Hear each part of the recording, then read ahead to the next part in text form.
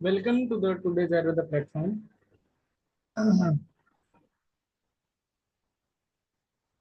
This is your third lecture regarding learning and pedagogy. Okay, so हम नया topic चालू करने जा रहे हैं. That is need and importance of pedagogy.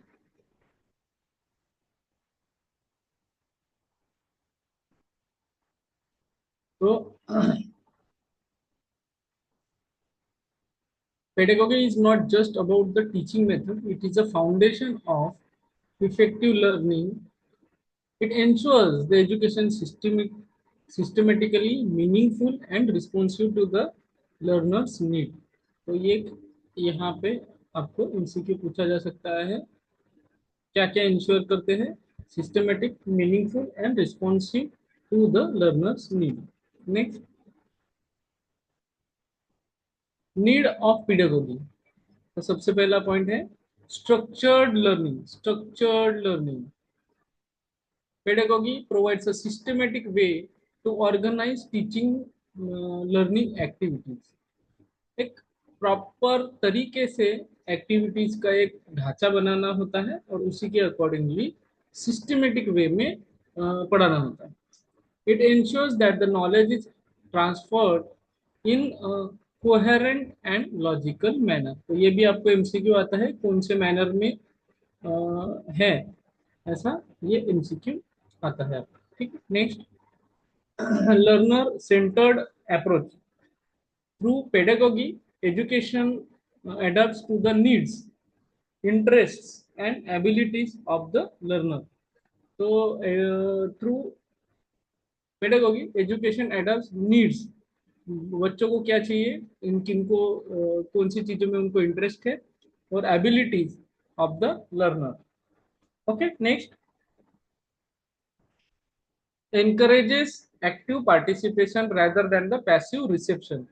तो स्ट्रक्चर्ड फॉर्म में अगर आप पेडागोगी में जाते हो तो एक्टिव पार्टिसिपेशन बहुत ज्यादा मायने रखता है पैसिव रिसेप्शन से. Next, social and emotional development. Education isn't just cognitive, it shapes emotions, values and social skills. Pedagogy ensures that holistic development happens, addressing emotional intelligence and ethical growth. तो ये दोनों चीजें जो है वो हमें ज्यादा काम में आती है. Next, bridging theory and practices. Pedagogy connects theoretical knowledge to the real world applications. तो real world applications along with theoretical knowledge ये दोनों के बीच का ब्रिज है.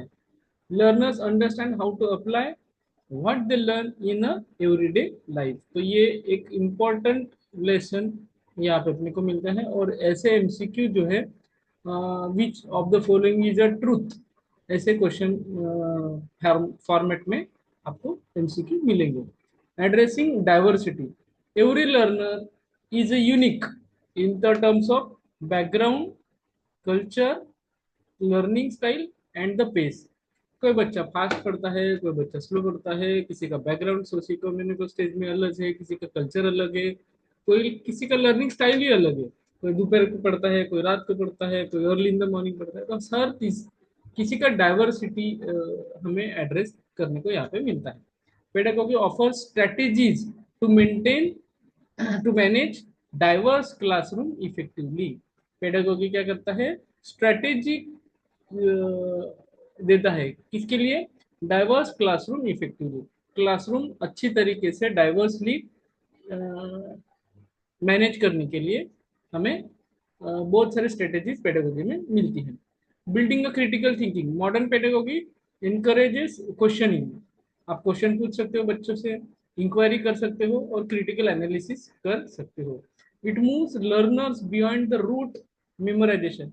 रट्टा मार पैटर्न जो बोलते हैं ना, जिसको खाली ये चीज मेमोराइज करो और ये मेमोराइज करने के बाद आपको वो क्वेश्चन आंसर लिखना है in the exam. To deep understanding. यहां से लेके कहाँ लेके जा रहे हैं, to the deep understanding and problem solving. Next, education equity and inclusion. Pedagogy plays a crucial role in creating inclusive classrooms. It helps overcome barriers related to the gender, caste, disability, or the socio-economical status. जो भी barriers है, gender, लड़कियां ज्यादा पढ़ाई करती है, लड़के कम पढ़ाई करते हैं, कास्ट एक प्रॉब्लम हो जाता है, डिसेबिलिटी एक प्रॉब्लम हो जाता है, सोशियो स्टेटस, तो इस सबको इक्वेलिटी देने का काम पेडागोगी, मॉडर्न पेडागोगी करता है. Preparing for life long learning. In today's fast changing world, learning doesn't stop at school. Pedagogy methods develop skills, adaptability, curiosity, and continuous learning. Process of learning is the continuous one. इसीलिए continuous learning ये एक modern pedagogy का एक अविभाज्य part है. Importance of pedagogy chart form में. Knowledge transmission. Pedagogy ensures knowledge is delivered effectively and meaningfully. Next, skill development focuses on cognitive, emotional, psychomotor skills. Psychomotor skills आप में develop हो, cognitive skills आप में डेवलप हो, emotional quotient आपका अच्छा बने, इसके लिए काम में आता है. Next, learners engagement. Interactive methods sustains learner interest and motivation. Next part is the development of the values. Helps inculcate social, moral, and democratic values. Next, social change. Through critical pedagogy, education becomes a tool for social transformation. Societal transformation जो होते हैं, इसलिए critical pedagogy important होती है. Empowerment encourages learner to question, analyze, and transform their realities. जो भी reality है उसके साथ साथ उनमें एम्पावरमेंट देने का भी कार्य जो है वो मॉडर्न पेडागोगी करती है. Next, innovation in education. Modern pedagogy promotes creativity. Creativity करेंगी तो इनोवेशन होंगे तो 21st सेंचुरी के स्किल्स है, जैसे एआई टूल्स का यूज करना, मॉडल्स बनाना, ग्रुप एक्टिविटी करना, इसमें ये इनोवेशन काम में आता है. Role of pedagogy in teaching learning process. Designing curriculum. सबसे पहले designing curriculum. Pedagogy guides the selection of the content, methods and assessment strategy. आपको एसक्यू एलक्यू देना है या एमसीक्यू देना है, आपको क्विज लेना है, यह सब असेसमेंट स्ट्रेटेजी के अंडर आता है. कौन सा कंटेंट आपको सिलेक्ट करना है, पीपीटी लेना है या डायग्राम दिखाना है या वीडियो दिखाना है, यह सब पेडागोगी के अंदर डिजाइनिंग द करिकुलम के पार्ट में आते हैं. Next, teaching method. Whether lecture, discussion, project based learning, lecture based discussion, project based learning, e learning, all are shaped by pedagogical theories, है ना. तो ये थ्योरीज आपको काम में आती है. Next, assessment and evaluation. Pedagogy inform how to access learning outcome effectively. What is the role of teacher? Move from being a sage on the stage to a guide on the side. तो एक पुण्यात्मा, एक authority करके एक संकल्पना थी in the ancient history, अभी वो ऐसे नहीं बती, अभी गाइड बाय द साइड. तो ये आपको एमसीक्यू पूछ सकते थे. Which of the following is the teacher's role in modern pedagogy? Sage on the stage, question mark, और दूसरा गाइड ऑन द साइड. तो आंसर रहेगा guide on the side.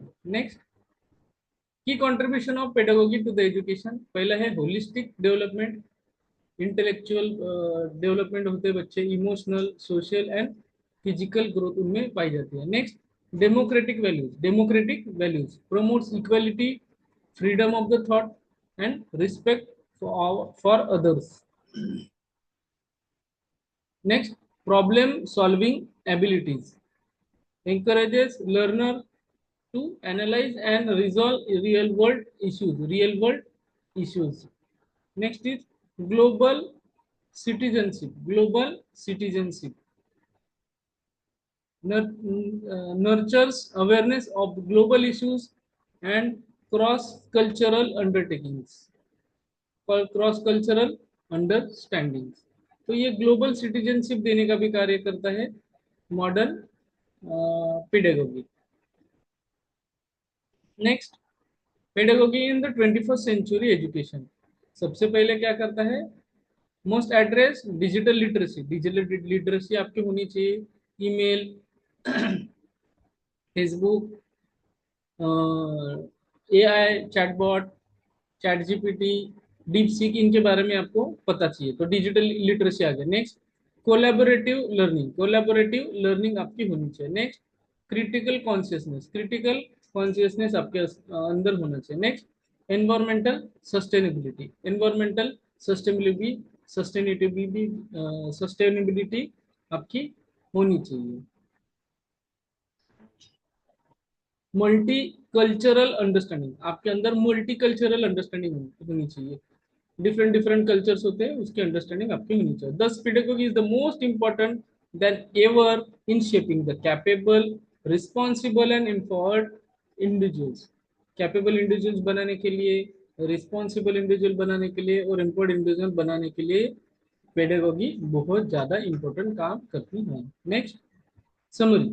Pedagogy is essential because it shapes not just what is taught but how it is taught.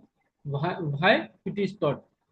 तो क्यों पढ़ाना जरूरी है और कैसे पढ़ाना जरूरी है, ये हमें पेडागोगी से ही पता चलता है. और it is essential part of the pedagogy. It ensures education is effective, inclusive, empowering and transformative. A good pedagogy turns education into a powerful tool for individual and social development. Formulation of learning objective and teaching learning. तो ये दो आपको मिलेंगे, learning objectives and teaching learning. Next, formulation of learning objectives, उसमें मिलेगा learning objectives are clear statements describing what learners are expected to achieve by the end of lesson, unit, and course. They guide both teachers and students in focusing on important outcomes. Next, meaning of learning objectives. Learning objectives specify the intended outcomes of the education in terms of skills, knowledge, attitude, and values. They describe what the learner will know, do, or feel after teaching learning process. They describe what the learner will know, do, feel after teaching learning process. Next, characteristics of good learning objectives. अच्छे learning outcomes जो होते हैं, objectives होते हैं, उसके बारे में हम लोग देखेंगे. The learning objective should be the clear and specific.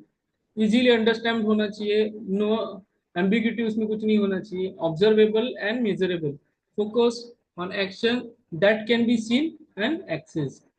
Next, achievable and realistic, within the reach of learners, वो होनी चाहिए अचीवेबल, considering their background.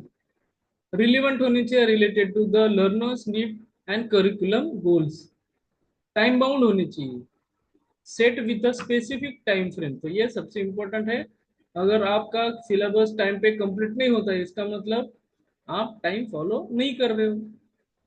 Next, Bloom's taxonomy and learning objectives. Bloom categorizes the learning into 3 domains. ये आपको blooms taxonomy जो है हमेशा काम में आती है और हमेशा एमसीक्यू में पूछी जाती है. इसके क्या कैटेगरीज है, तो सबसे पहले कॉग्निटिव, अफेक्टिव एंड साइकोमोटर. तो पहला है कॉग्निटिव लर्निंग ऑब्जेक्टिव, दूसरा है अफेक्टिव, तीसरा है साइकोमोटर. तो पहला कॉग्निटिव में क्या क्या है, knowledgeable, sorry knowledge, comprehension, application of the knowledge, analysis of the knowledge, synthesis and evaluation of the knowledge. ये सब आते हैं कॉग्निटिव में. Next is affective. receiving of the knowledge, responding to the knowledge, valuing, organizing, and characterizing तो the values, ये सब आता है अफेक्टिव के अंदर। तो इसके ऊपर एमसीक्यू पूछा जा सकता है, मैच द पेयर्स और असर्शन रीजनिंग के क्वेश्चंस आपको इसमें पूछ सकते हैं। Next, psychomotor. साइकोमोटर में परसेप्शन, जिसको छू सकते हैं आप, वैसे परसेप्शन करना, सेट गाइडेड रिस्पॉन्स होना, मैकेनिज्म होना, कॉम्प्लेक्स ओवर रिस्पॉन्स होना, तो ये जो भी चीजें हैं जिसको आप छू सकते हैं, तो ऐसे साइको मोटर के अंदर आएंगे। Next, examples of examples using Bloom's taxonomy. Knowledge, knowledge के अंदर है डिफाइन द टर्म फोटोसिंथेसिस, ये हो गया आपका नॉलेज चेक करने के लिए। एप्लीकेशन के लिए solve a math problem using a quadratic formula, ये हो गया आपका एप्लीकेशन ऑफ नॉलेज चेक करने के लिए, है ना। अपन वापस देखते हैं एक बार।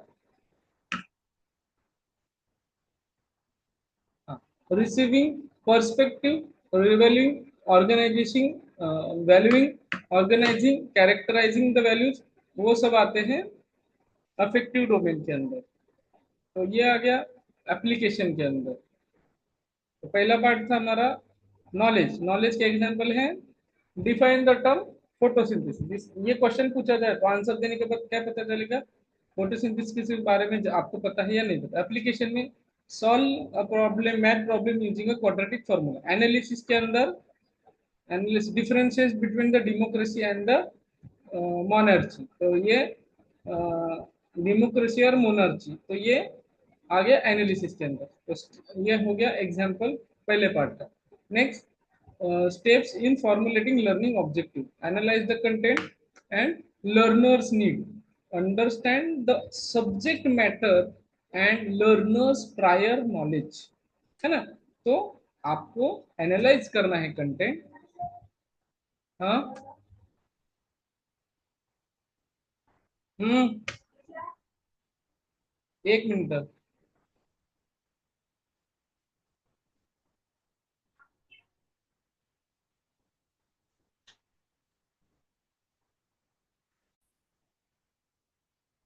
Sorry for the disturbance. तो steps in formulating the learning objectives में, अगर हमें लर्निंग ऑब्जेक्टिव्स निकालने हैं तो क्या क्या करना होता है। तो सबसे पहले है analysing the content and learners need. Next is identify the की competencies. Next is select appropriate action verbs, and fourth is right clear statements.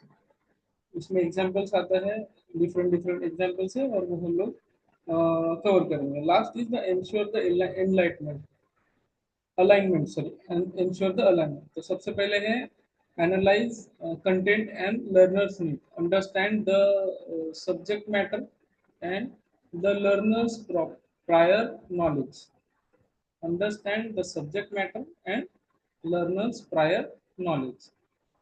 Okay, यहाँ से यहाँ तक हमें कवर किया। Next is identify the key competencies, decide the skills, knowledge and attitudes you want to develop.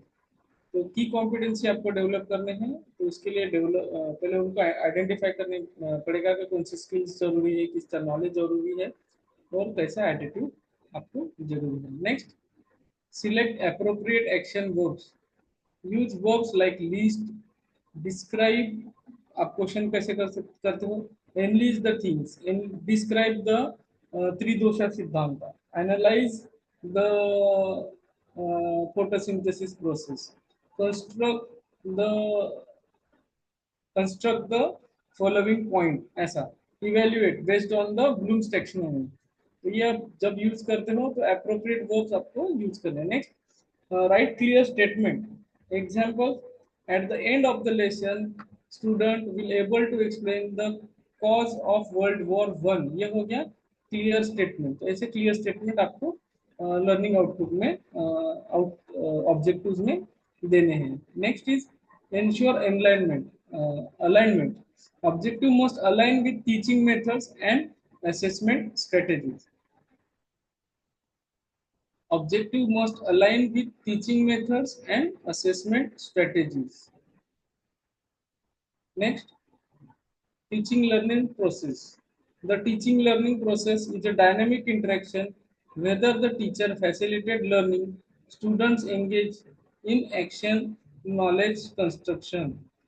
तो ये आपका teaching learning process जो है वो इंटरेक्शन होता है कि प्रॉपर उनको स्टूडेंट के साथ इंटरेक्शन हो रहा है, स्टूडेंट को एंगेजमेंट मिल रही है, स्टूडेंट की एंगेजमेंट नहीं है या नहीं है, और एक्टिवली नॉलेज कंस्ट्रक्शन उनका यहाँ पे आपको देखने को मिलता है. Next is meaning.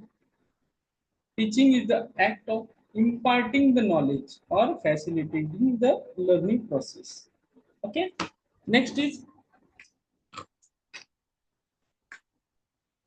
learning is the process by which learners gain knowledge, skills, behaviors, or values.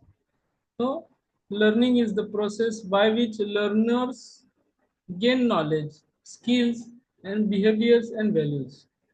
Next, both are interdependent. Effective teaching ensures effective learning. Effective teachers, both are interdependent. Effective teaching ensures effective learning. The next, phases of teaching learning process. पहली है pre-active phase. The next is interactive phase, and third is the post-active phase. Pre-active, interactive, and post-active. Planning है, setting objectives, preparatory material, उसके अंदर आती है implementation, actual classroom interaction interactive phase में आती है.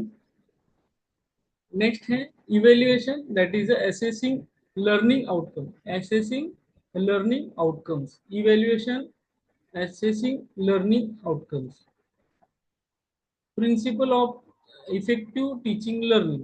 तो पहला प्रिंसिपल है activity based learning.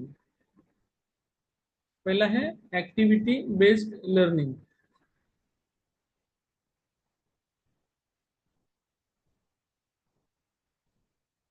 Student learn better through doing. Next is individual differences. Respect different learning styles and pieces. हर किसी का पढ़ने का तरीका, पढ़ाने का तरीका अलग अलग होता है, तो उस अकॉर्डिंगली आपको इफेक्टिव टीचिंग लर्निंग मेथड में ये प्रिंसिपल माना गया है. मोटिवेशन. मोटिवेशन में क्या है? Foster intrinsic and extrinsic motivation. Intrinsic and extrinsic motivation आपको मिलता है. Next, feedback and reinforcement. Feedback and reinforcement. तो timely feedback enhances the learning. Timely feedback enhances the learning. Next, self-learning encourages exploration and self-direction.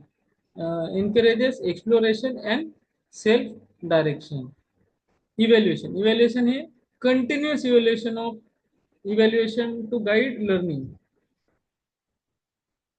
Continuous evaluation to guide learning. Next, models of teaching learning. Behavioristic model. Behavioristic model focuses on observable behavior, uses reinforcement. Next is cognitive model. Behaviour कैसे होता है उनको समझ के आप जो पढ़ाते हैं उसको बोलते हैं behaviouristic model. Next is cognitive model. Emphasises mental process like thinking and memory. जहाँ पे थिंकिंग प्रोसेस करनी है, जहाँ पे आपको मेमोरी मेमोराइज करना है, तो वो पार्ट आ जाता है कॉग्निटिव मॉडल के अंदर.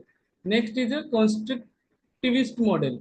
Learners actively construct their own understanding. जहाँ पे ओन अंडरस्टैंडिंग की बात आती है तो वो कॉन्स्ट्रक्टिविस्ट मॉडल आपको देखने को मिलता है. Next is social learning model. Learning occurs through the observation and imitation. जो भी आपके ऑब्जर्वेशन है उसके अकॉर्डिंगली आपको सीखने को मिलता है. ठीक है. Next, modern teaching learning methods, problem based learning, solving real world problems collaboratively. Problem based learning से solving real problem based collaboratively. Next is project method. Project method में working on real project to enhance skills.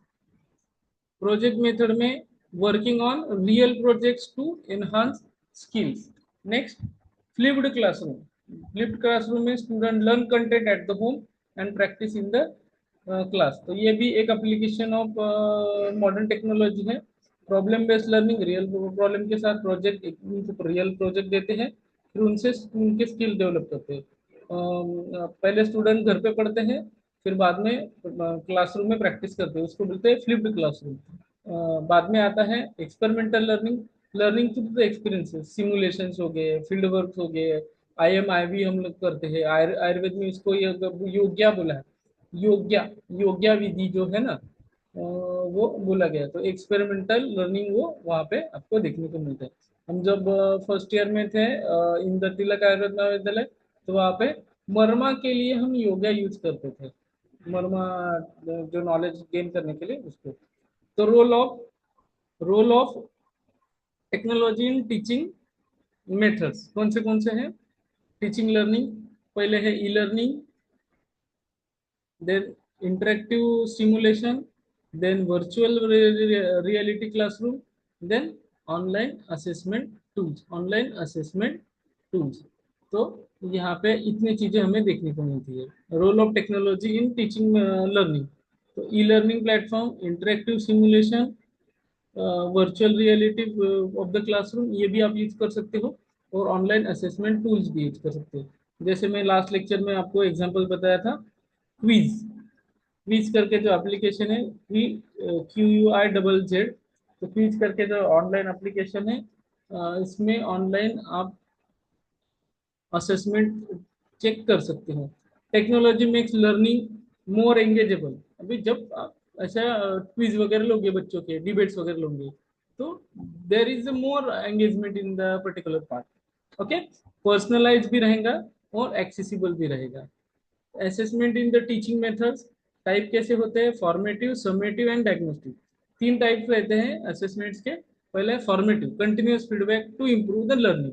Continuous आपको feedback देगा तो वो हो जाता है formative assessment. Next is summative assessment, final evaluation of learning achievement. Formal final evaluation of learning achievement. Next, diagnostic assessment, identifying learners strengths and weakness. Okay, तो ये सारी चीजें आपको पता होती है। Next, summary. समरी में हम लोग देखते हैं अभी, formulation of the learning objectives provides clear directions to the teaching learning process. Teaching learning process के लिए आपको क्लियर डायरेक्शंस मिलते हैं। Effective teaching learning is interactive, learner centered and continuous evaluation. Modern methods and technology have transformed classroom into the dynamic hubs of learning. तो ये आ जाता है आपका क्वेश्चन ट्रू और फॉल्स के कैटेगरी का। यहाँ तक हमने देख लिया, और यहाँ तक हमने सिलेबस भी कंप्लीट कर लिया। मैं अभी ये PPT बंद करता हूँ। ओके, सो